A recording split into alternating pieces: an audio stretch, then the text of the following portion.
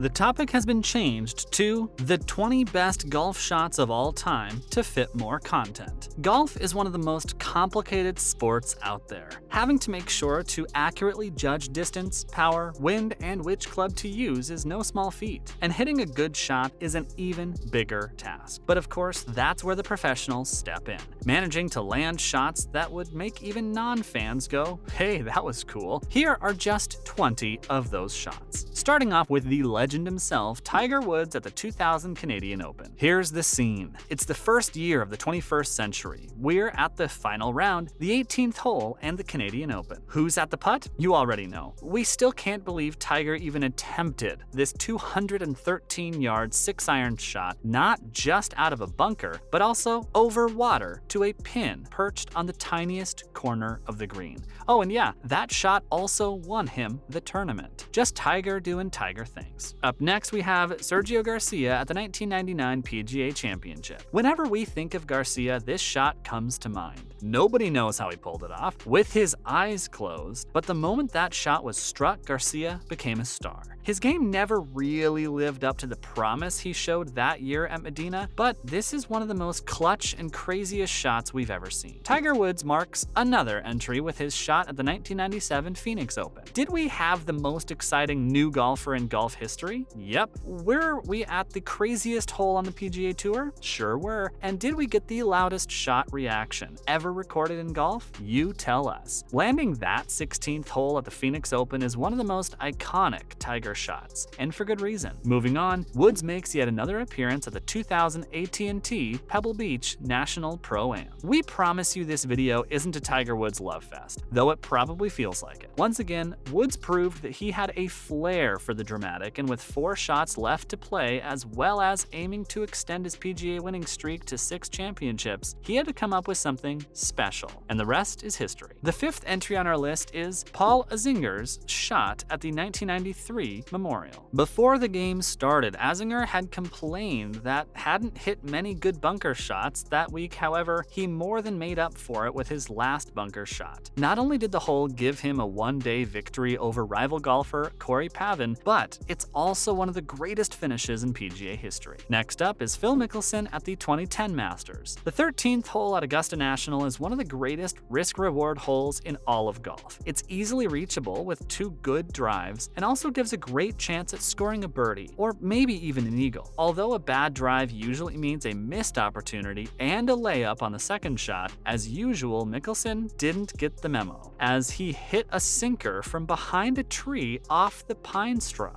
At lucky number 7, we have Robert Gamez at the 1990 Nestle Invitational. Just one swing and everything was over. Gamez sunk a hole from 176 yards away on the final hole of the game, giving him a one-shot victory over the chart leader Greg Norman. He'd been a feast or famine golfer throughout the 90s, winning the PGA Tour Rookie of the Year award in 1990, disappearing from the next decade, and didn't snag another win till 2005. Craig Perry makes his entry with his shot during the 2004 Ford Championships. Perry decided that he'd seen enough, setting up his legendary shot at arguably the single toughest hole on the tour. Rival Scott Verplank could only watch helplessly as he made the shot of the year, winning the tournament as well. However, he loses some style points for his extremely nerdy celebration. Up next is Isao Aoki at the 1983 Hawaiian Open. Aoki may be famously known for his strange putting style, but he's also the first Japanese player to win a PGA championship with his swing. Watching the replay of the shot reminds us of that one scene from The Simpsons, where just like Ralph, you can easily pinpoint the exact second when Jack Renner's heart shattered. At a halfway point on this list is Jonathan Bird at the 2010 Shriners Open. Looking at this shot, it's almost impossible to feel bad for Martin Laird or Cameron Percy for losing the playoff. Sure, it may be a tough way to lose a tournament, but you can't help but take your hat off for Bird. Hitting a hole-in-one on the 4th playoff hole is worth all of that and more. It's one hell of a way to win a tournament. Surprise, surprise, Tiger Woods is back with his sinker at the 2008 US Open. The 2008 US Open was one of the finest performances of Woods' Woods' career, and he did it while using only one of his legs. Though he also beat Rocco Mediate the next day, that putt was the last great moment we ever saw from Tiger,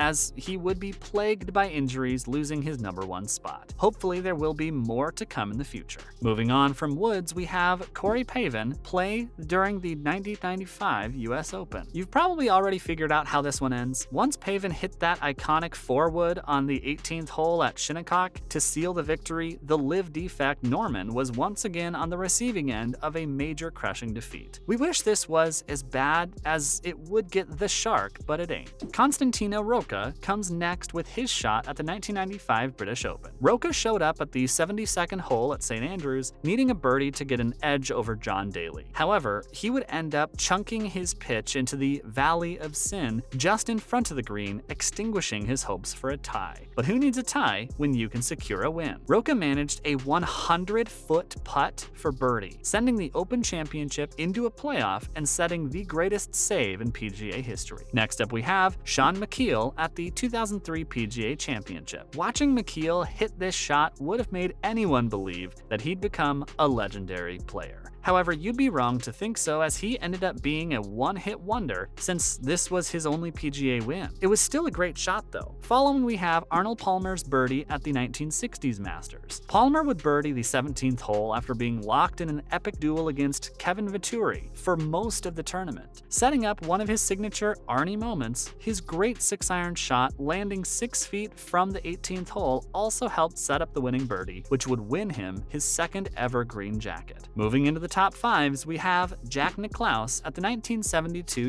US Open. Nicklaus hitting a 1-iron off the flagstick into gimme range would put an end to his battle with Arnold Palmer and seal the championship. To be honest, this shot is quite an impressive feat. Like, have you ever even tried to hit a 1-iron? Problem is, even when we swung it great, we still couldn't hit it well. It's impossible. That Jack hit that shot under that amount of pressure shows how dialed in he really was. Birdie Kim comes in next with her shot at the 2005 US Women's Open. The first and only entry shot by a woman to be featured on this list is also one of the greatest shots in all of golf history. The South Korean athlete found herself tied for #1 spot while on the 72nd hole of the US Open, and after hitting her second shot into the side bunker, she holed out for birdie. Co-leader Morgan Purcell could only watch her seal the victory from the fairways. This shot just goes to show how the heart of a champion can be found in the most unusual of places, and why golf is such a glorious sport. Anyone with the required skills can raise to meet the occasion. At number 3, we have Ben Hogan and his shot at the 1950 US Open. You can tell how important this shot was because the picture of Hogan's 1-iron shot is considered to be the most famous picture in all of golf history. It's one of the greatest swings in golf history, helping him make par and win the decisive Monday playoff. Moral of the story: unless your name is Ben Hogan or Jack Nicklaus, don't bother using a 1-iron.